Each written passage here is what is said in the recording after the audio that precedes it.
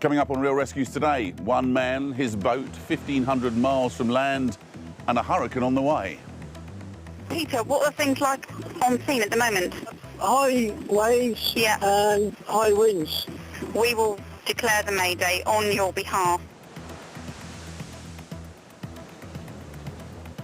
Captured on CCTV, the moment a driver 4 times over the alcohol limit loses control and hits a car carrying a young mum-to-be.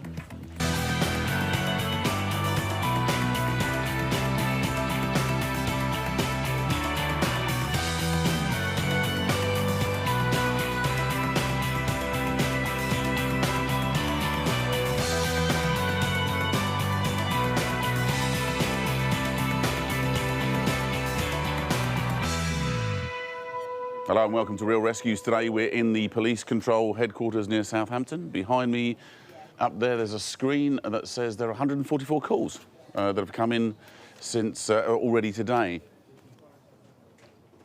And, sorry, last year calls taken in this room added up to more than 250,000.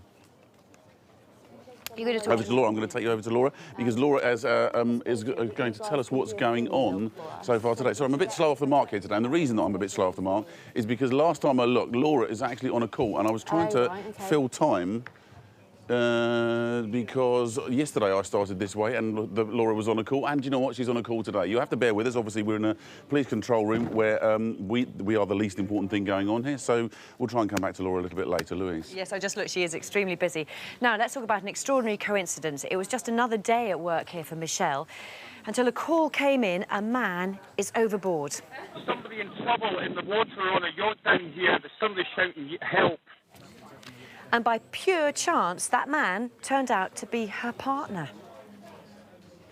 But first, on Real Rescues, one man's battle against the mightiest of elements and no land or help in sight.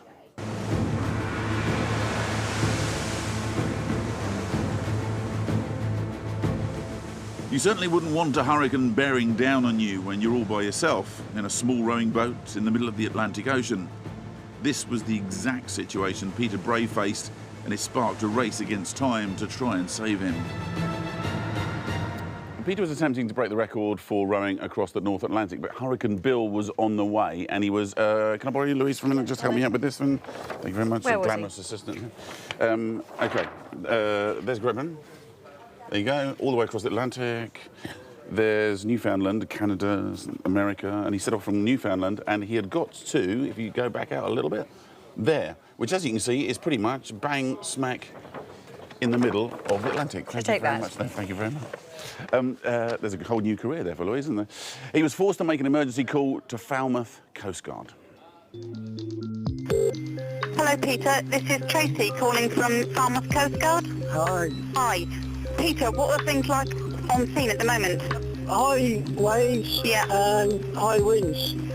And the situation with you, are you happy to stay on board or you feel it's time to come off? We've got a hurricane coming. Having been in a hurricane, I don't want to endanger people's lives. So I'd rather get off before the hurricane hits than get in the hurricane and then win another ball game. Just want to let you know of the risks involved having a vessel come alongside and doing a transfer at sea in the conditions that you're currently experiencing, and you're happy to proceed. Is that right? If they're happy, I'm happy. From what we're saying here, we will declare the mayday on your behalf. The question now was, could Peter be rescued in time before the hurricane was upon him? The Falmouth Coastguard sent out a mayday distress signal to all shipping in the ocean. Skipper Peter Sargent was on the bridge of the RRS James Cook, an oceanographic research vessel. 9:30 in the evening, the third mate said, "Oh, there's the SAT-C alarm going, distress alarm." She went over, ripped her off the message, came back to the chart table and said, "That's not very far from us." He immediately contacted the Coast Guard to offer help. It's no decision at all, actually. It is what you have to do. You know, there's an obligation to save life at sea. The James Cook was near to Peter's rowboat, in the Atlantic sense of the word, which was 110 nautical miles away. The scientists on board feared for his safety. Our main worries were, was he okay? Were we going to get there in time? You know, how was the weather going to blow up between the time we got the Mayday call and the time we got to Peter. Sailing overnight through gale force winds, it took the James Cook 13 hours to close in on Peter's position. Once they could reach me on the VHF, I said, yep, I can see you. They said, well, we can't see you yet because I'm so small. I said, I'm off your bow, this far apart. You really hit home how small his vessel was when it was sort of being tossed around in the waves, and these were big swells we were in, you know. But then when we saw him stand up and wave, we obviously knew he was okay, and that was a big relief for everybody. With a brief lull in the stormy conditions, the weather is as good as it's going to get. The captain decides now's the time to attempt the difficult task of getting Peter off his tiny rowing boat onto a big ship in what's still a rough sea. There was the risk of running over him or putting out tremendous power to hold us off him, which would have also thrown the small boat around. The skipper was great. He said, all you got to do, because you're an experienced seaman, is when the waves are high, step then and not want to hit the bottom. Wanting to avoid the terrible irony of Peter being sunk by his saviour, the captain brings his ship carefully alongside the little boat. To get on board, Peter has to wait for the crest of a wave to reach the necessary height and then pick the exact moment to jump onto a ladder. The captain, with really, really accurate precision, sidled up to Peter's very small vessel, and obviously we could block Peter from the weather then. There was the old tingling in the back of the neck, really, and you realise, well, it's actually a person down there, and you know, this is for real. This is important. You don't mess this up. I just waited, and I'm looking at the ladder and looking at the sea, and I was that close, and it was literally reach out, grab. There's the ladder. There's where I'm going to put my foot, duck from my boat, cross up. The guys on board were brilliant. One on each arm, literally just tossed me over. There was a cheer when he got on board, which was good.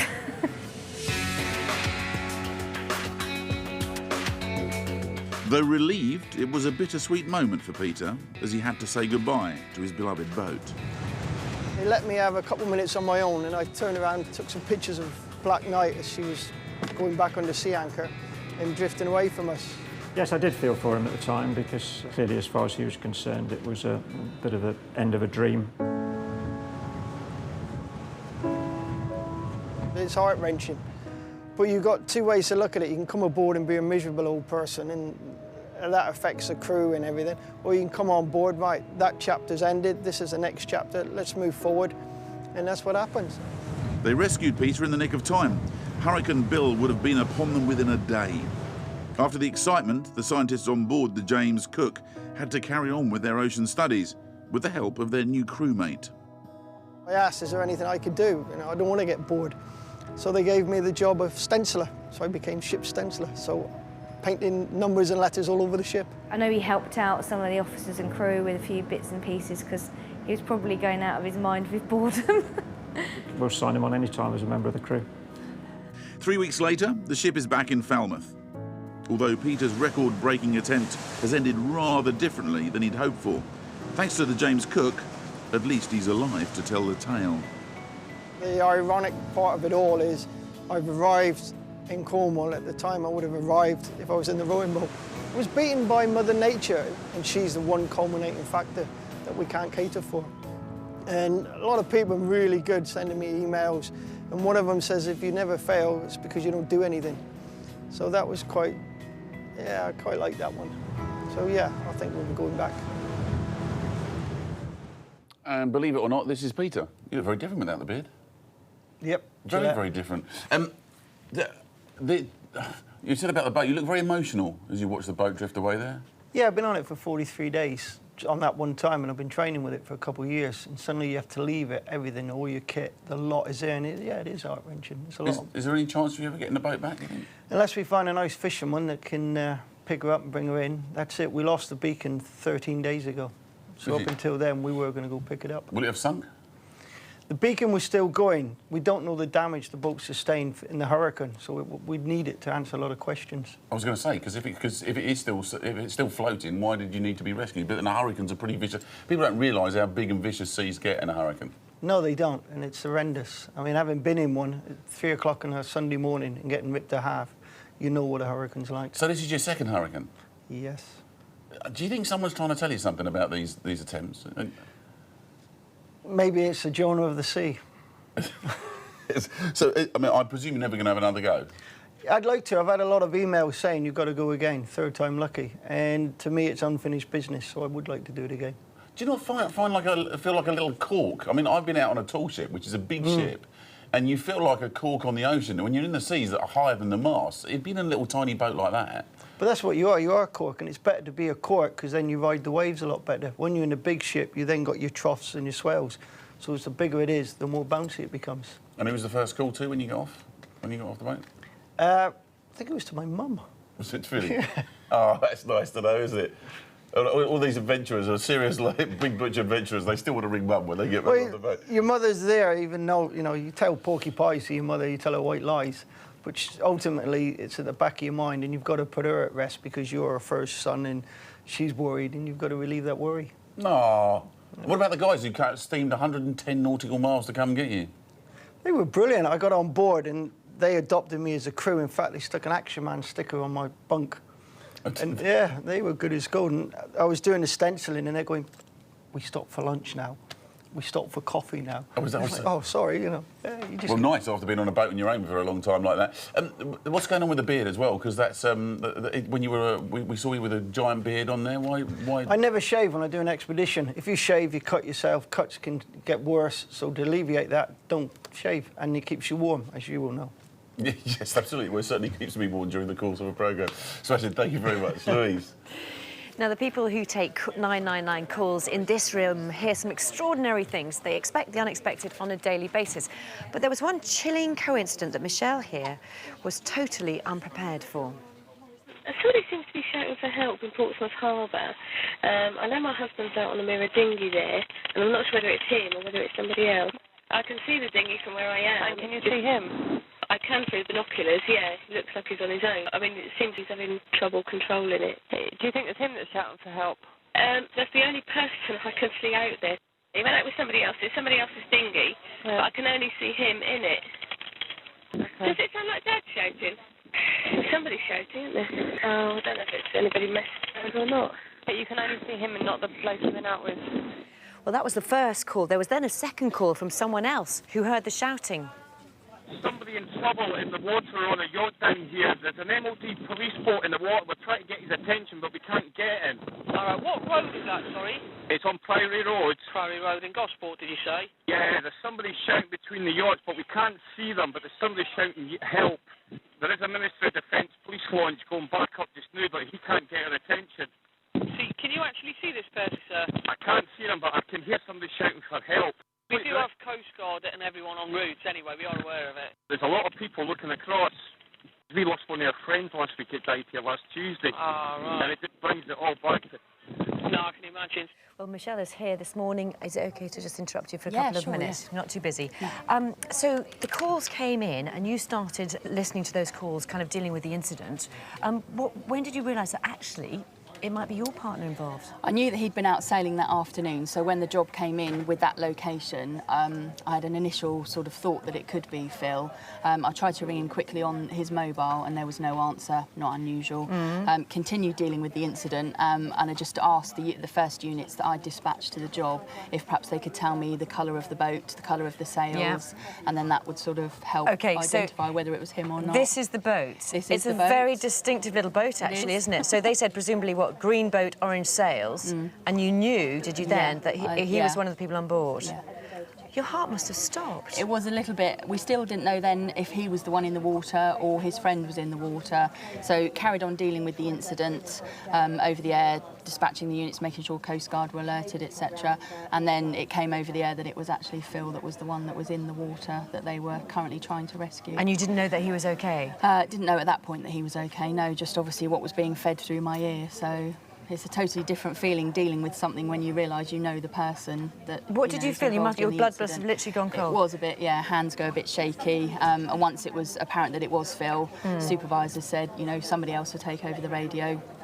You get going, and obviously. I'm interested. What are the chances of you taking a call involving somebody that you know? It can happen if you work. I mean, I live obviously in Gosport, so it could happen that I deal with people that I know.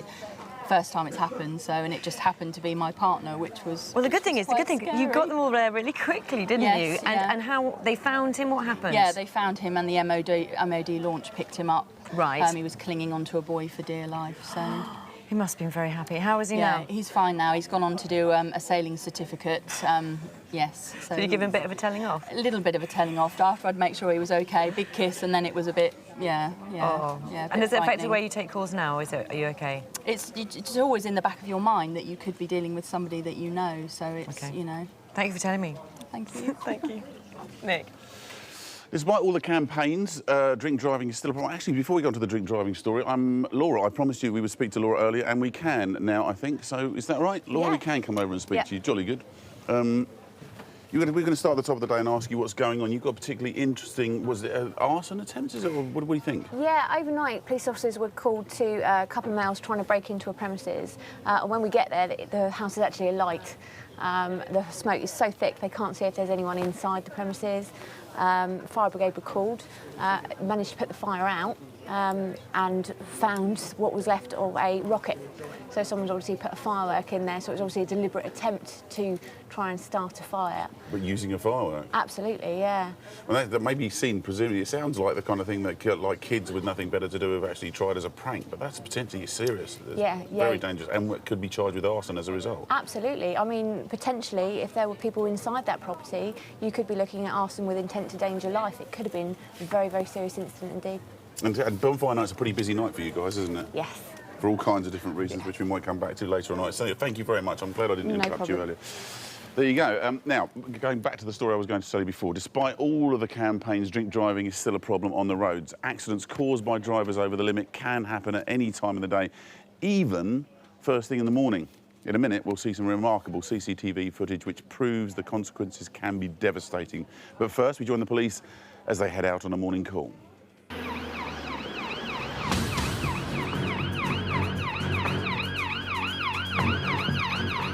Traffic cop Scott Davidson has been called to a road accident on Portsdown Hill, a well-known landmark outside Portsmouth.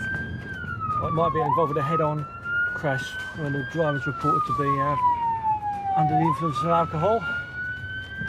So we shall see when we get there. Alex has got up already, so we're just backing him up. PC Alex Dale is Scott's colleague in the roads policing unit. Arriving at the scene, it's clear there's been a really nasty incident. Alex briefs Scott on what he knows so far. It's basically the silver vehicle here, we think it's been coming out from this road into the main road. Right. It's then seen the blue Citroen Right. down there, coming down there pretty quick. Right. And she seemed to say it's got a right-hand indicator on, which I can't understand because that'd be going in the bush. Right-hand indicator. Yeah. Right, yeah, And okay, I can't yeah. work out how the damage has happened so much on the front of the silver vehicle there. But essentially, Okay. I think this one's been on the side road. Right. This one has been on coming down there. Okay. First account at the moment. Paramedics and relatives are already on the scene, comforting the occupants of the silver car. Alison Saltmarsh, who was driving, has pains in her wrists, and her passenger, 16-year-old Amy Smith, is 6 months pregnant. The driver of the blue Citroen, Darren Croxford, is on the grass verge being interviewed. Scott finds a witness to help him get things straight. Sue Willers and her son were overtaken by Darren moments before the accident. He was indicating to go left. So he's indicated to go left coming down here. Yeah. The car here is positioned to go right, obviously. Yeah. Is that right? They're Or at he's- the junction bit Yeah. here. Yeah. And he's on that side of the road and he's Yeah. indicated and he just ploughed straight into them. Right, I see. So it's possible that he's not made the turn properly. Yeah, Right. he was going just He was too going fast. about, right. He whizzed past me. Right. It looks as if Scott's going to have some sorting out to do, but what no one realises at this stage is that the whole incident was recorded on CCTV on board a bus. We've got the footage, and it gives some idea of just how terrifying it must have been for Alison and pregnant Amy. Here's the view from the back of the bus. It's pulling up to the junction. Moments later, you can just see the side of Alison Saltmarsh's silver Zafira on the extreme right. There it is, just behind as the bus turns right onto the main road. As the bus speeds up, you can see the blue Citroen driven by Darren Croxford closing fast on the other side of the road. Moments after it passes the bus, it ploughs into the front of the Zafira. There's the debris. Let's just watch that impact again, because at the speed Darren was travelling, it takes place so quickly.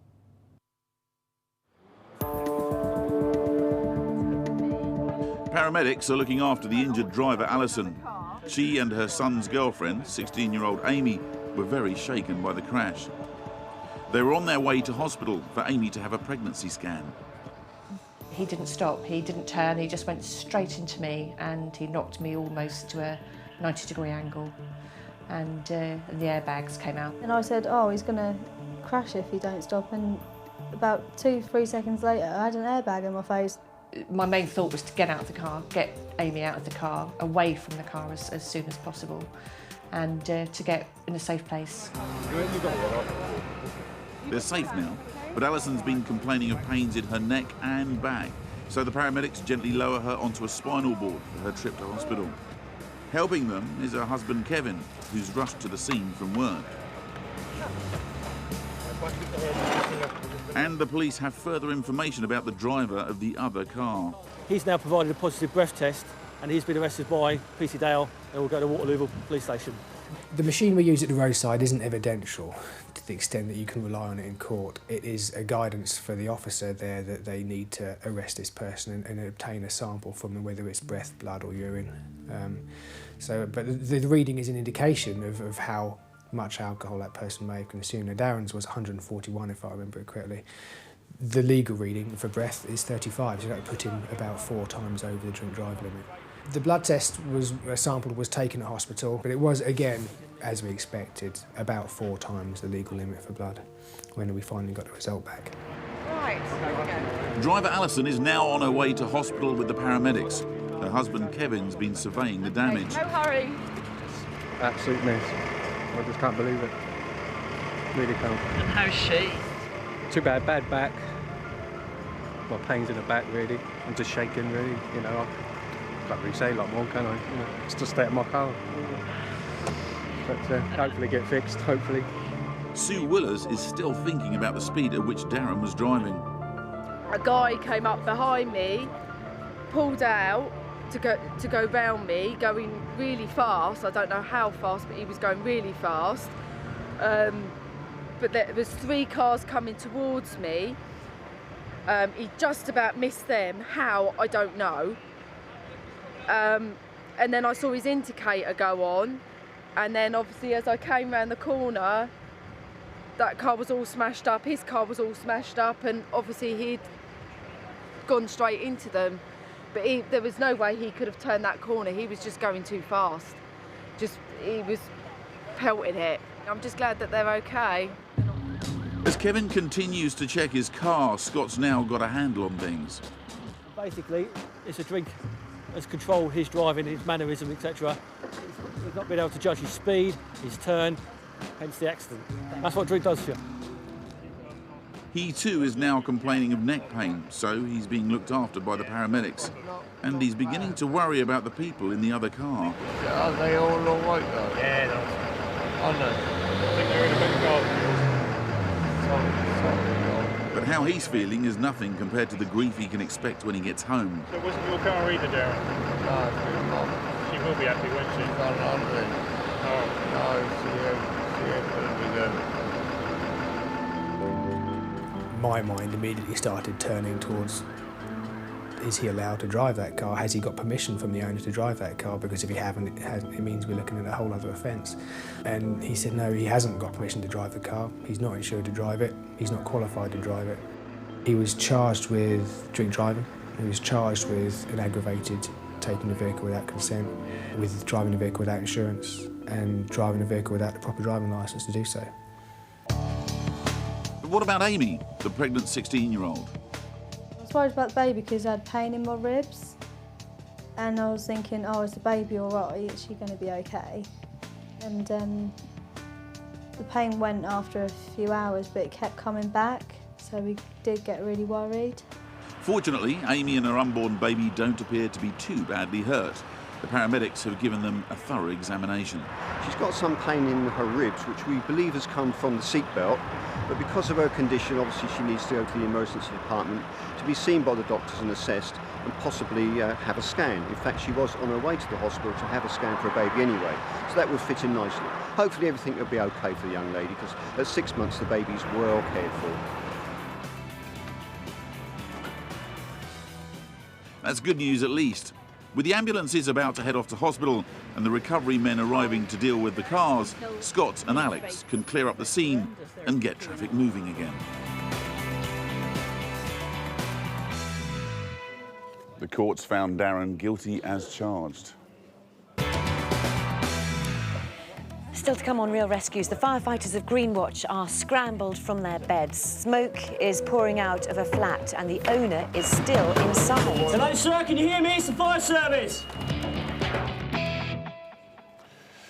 Aircraft play an important part in the work of the emergency services. Usually it's helicopters, but Hampshire Police use a spotter plane. And Bob, if he's not on it, are we free to talk at the moment? Lovely, thank you very much.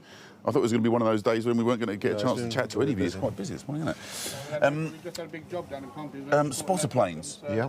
Normally we assume that we know that you use helicopters, but I wasn't aware that you use planes as well. Yeah, Hampshire's got a fixed wing plane. Other forces do use helicopters, but our platform for the aerial reconnaissance and capability is a fixed wing aircraft, yes. Which is a bit more stealthy, I understand. Well, it enables us to track from a distance. It's got a capability of zooming in with a camera from quite a distance, and therefore it can circle around a specific area and monitor that area within view of the camera. Without them necessarily knowing that that's happening. I think we've got an example of that.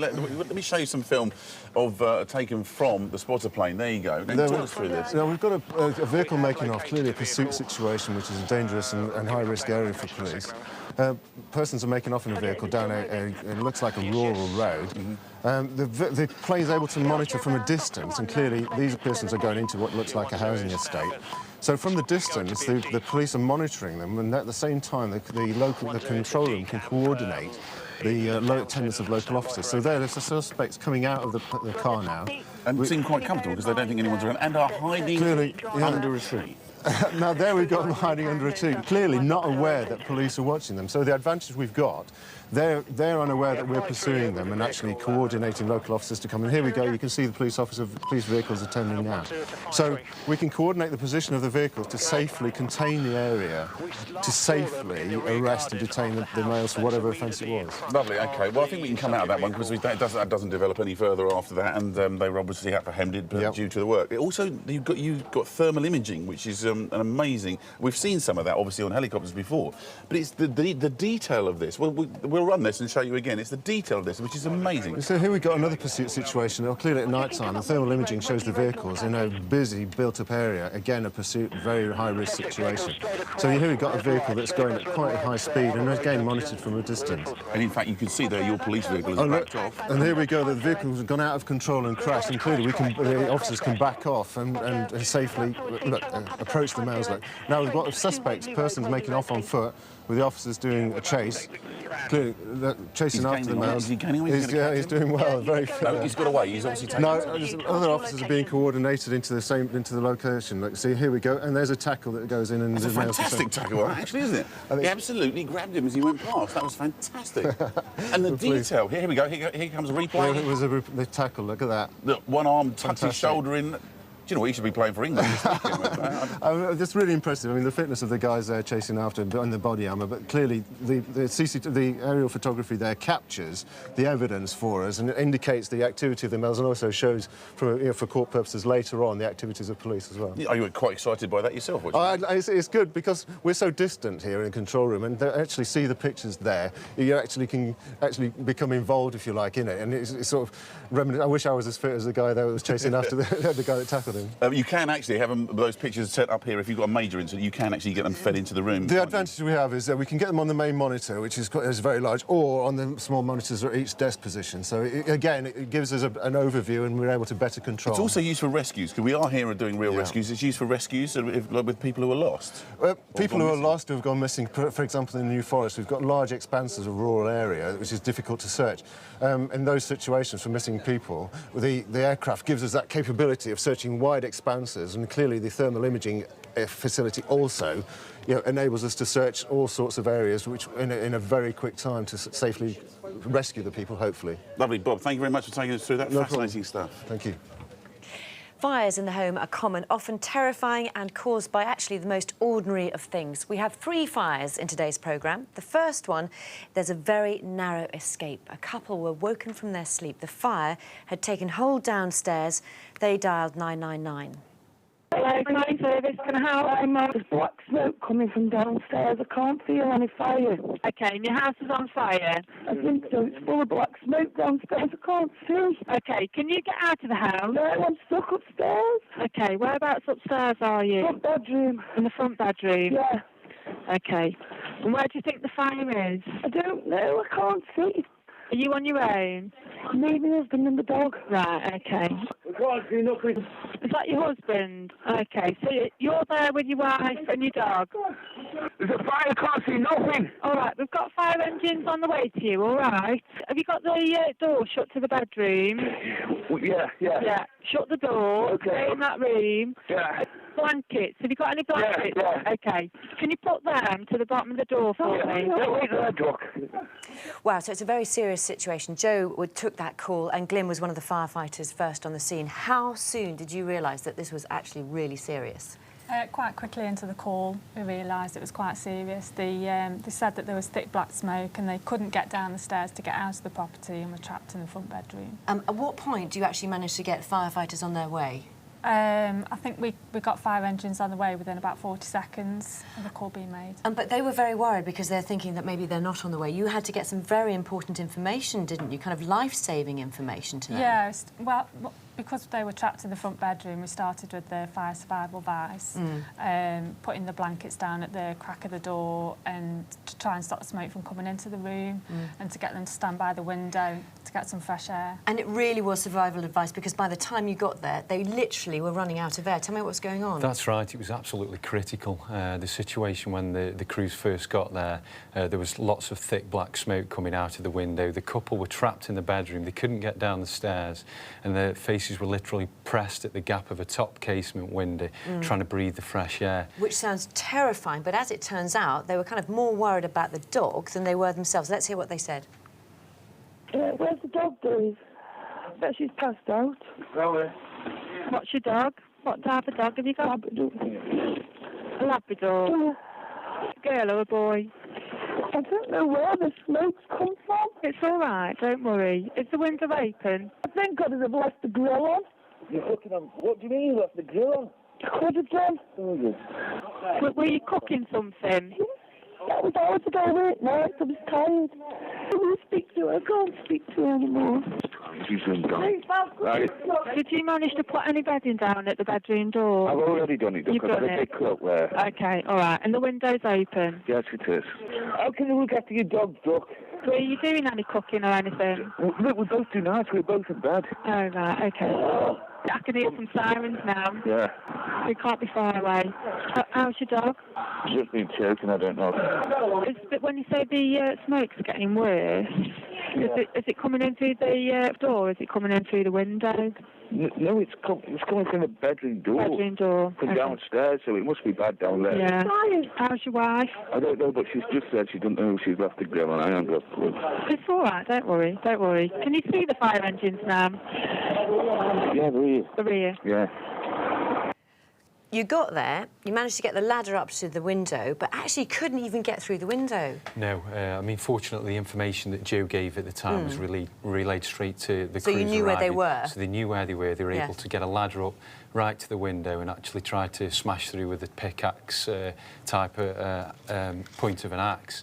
And it actually took 7 blows to break through both the double layers of double glazing to create a hole. But at the same time, a crew was committed through the front door wearing breathing apparatus. Right, and it was coming up the stairs. Yeah, they were able to go up to the stairs and assist in trying to get the couple out. The situation was that bad that as soon as there was a hole within the window, the team inside were actually assisting the couple in leaning out of the opening they had to hold breathe them out fresh the air. window because they couldn't breathe. That's right. And the argument actually continued about the dog because they didn't want to leave unless the dog left first. No, we've seen it before where people are very protective of pets and act, you know, very differently under traumatised circumstances.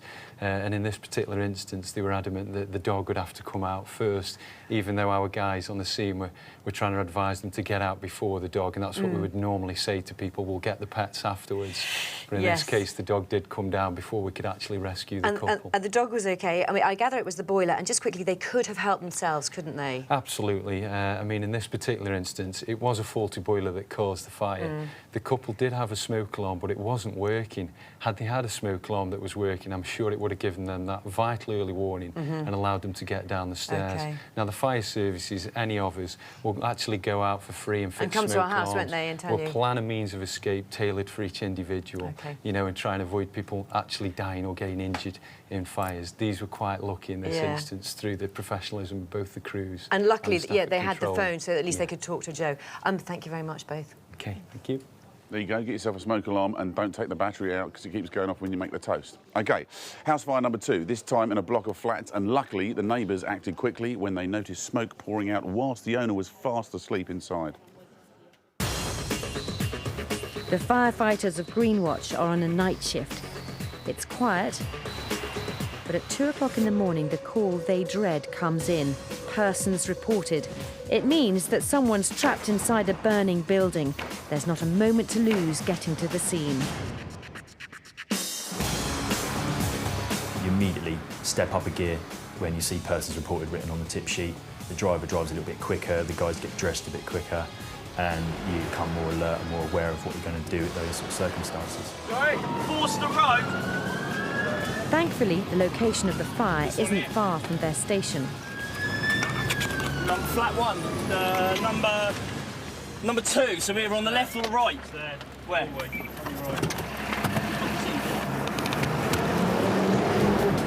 Which flat is it? Whose flat is it? It's a block of flats. There's a smoke alarm going off. Hello, sir, can you hear me? It's the fire service. Rob can see someone prone on the sofa, but they can't get in. Let's have some breaking in gear, 2BA, please. Guys, listen in. I don't think it's too serious. Sounds like he's fallen asleep. And there is something obviously on the stove or something like that. So just get in there, get the door down. There's only a single yell lock in the middle. Get the door in, get in there. They can't afford to hang about. The sleeping man could be inhaling deadly smoke. You ready, guys? The man's not responding to their banging on the door. Time for sterner measures. They're going to need their enforcer, a handheld ram for breaking down doors. Paul Shepherd sets to work. They're in.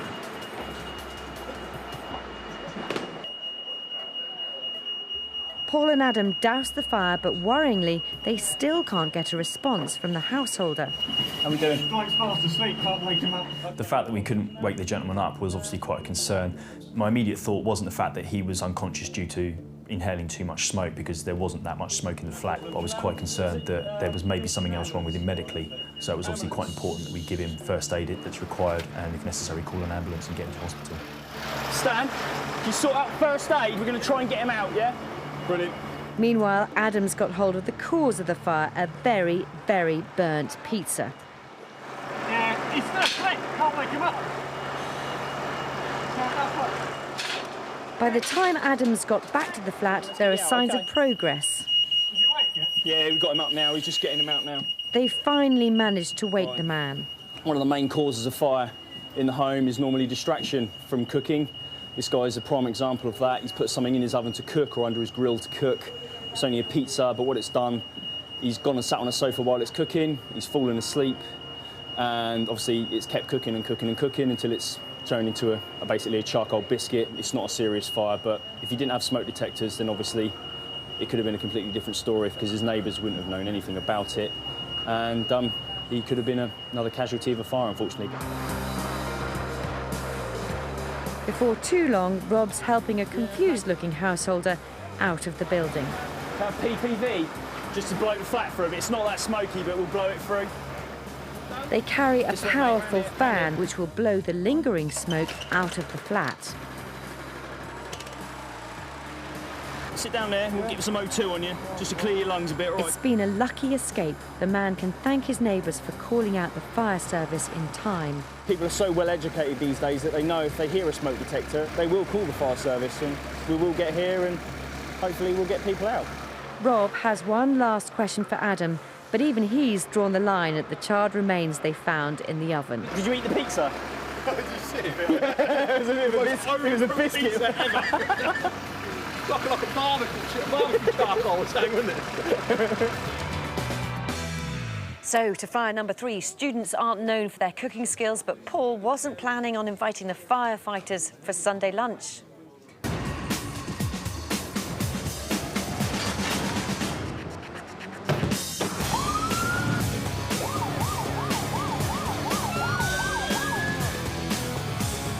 Greenwatch have been called to a flat in a terraced house in a busy residential area of Southampton. Watch manager Sean Foster's in command. 17 on the right, 20 on the left, 30, that's it there. Fire forestry uniform in attendance, over. When they get there, they find student Paul Davis making a hasty exit. Well, the oven's just on fire, so I don't know what to do. Sean's first in to check out the situation. Yeah, start up. That means Paul and Richie are going in with a hose and breathing apparatus to filter out the toxic smoke. The fire's not too severe, but the kitchen's heavily smoke logged. I've committed 2 breathing apparatus, whereas with a hose reel to extinguish the fire and ventilate the property. A team is sent to check round the back as Paul and Richie take the hose straight through the front door to the smoke-filled kitchen. Meanwhile, Sean's concerned about student Paul's face. It's looking very red and sore. Have you burnt yourself? Yeah, so just, yeah. Well, no, not in there. No, I burnt myself in the sun. Yeah. All right, okay. And it looks like it's not just the sunbathing that Paul has been overdoing. Basically, I was just cooking my Sunday roast. Went in to check on it. The kitchen was on fire, and the oven was on fire. Scary, was it? Yeah, it was actually, because I've never been in that situation before. I was like, oh, what shall I do? So I tried to find my phone, and it was one of those moments where you can't find your phone. So I was scrambling around for a little bit, but yeah, eventually I found it and just phoned the fire service, and they were here within minutes, which was great. Paul and Richie have successfully extinguished the fire and are safely out. It was just a bit of oil, mate, and some roast potatoes. Didn't need any water on it. Well, Paul's got no chance on MasterChef with these burnt offerings. The gentleman's overcooked his potatoes, but fortunately the smoke alarm operated, and it's obviously saved potential damage to the property and possibly injury to the occupier. So the smoke alarm did its job, so they've been lucky this time. Do you know, it's fascinating looking over people's shoulders in here and actually picking up the different crimes or different things that are coming in, different calls that are coming in. I'm going to bring you over here to Julie, because probably the crime I'm most fascinated with so far is the great pizza crime, which came into you a little while back, didn't it? Yes, that's true. A gentleman phoned 999 to report a fraud or deception. And it was because he had the wrong toppings on his pizza, which he wanted the police to deal with. Extraordinary, one of my favourite stories. But more interestingly, also be careful setting off fireworks anywhere near the water today, to Yes, the seaside. yes. We had a lot of calls with reference to firework, juvenile nuisance, and we had some done by Hamble foreshore. Due to the location, we had to deploy in case it was distress flares. Distress flares. You know, I never thought about that. No, It never occurred to me. Thank you very much. Never thought about that. Very interesting. Have a safe firework night tonight. Yes, goodbye. We'll see you tomorrow. See ya. Bye.